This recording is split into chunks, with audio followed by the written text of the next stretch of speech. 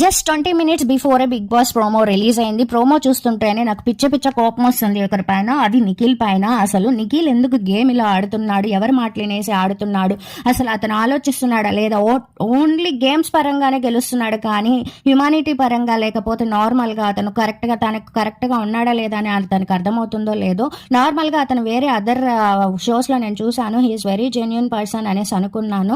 అలానే ఉంటాడు బిగ్ బాస్లో కూడా, అతనే టైటిల్ విన్నర్ అవుతాడేమో అని కూడా సమ్ టైమ్స్ అనిపించింది. బట్ ఇక్కడైతే ఒక పర్సన్ మాటలేనేసి ఇలా చేస్తున్నాడేమో అనేసి పూర్తిగా అర్థమవుతుంది. అందరూ కూడా ఆ పర్సన్ మాటలే వింటున్నారు అనేసి నాకు అర్థమవుతుంది.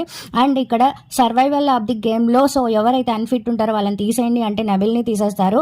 అదే నబిల్ ఎస్టర్డే యూజ్ అయ్యాడనమాట. ఎందుకంటే ఒక వైల్డ్ కార్డ్ ఎంట్రీని ఇంట్లోకి రావడానికి స్టాప్ చేసినప్పుడు ఇప్పుడు అదే పర్సన్ అవసరం లేదు అంటున్నారు. అండ్ మణికంఠాని కూడా వాళ్ళ టీంలో టార్గెట్ చేసినట్టు నాకు అనిపిస్తుంది. మీలో ఎంతమందికి నాలాగే అనిపిస్తుందో కమెంట్ రూపంలో తెలియజేయండి. Thank you so much guys.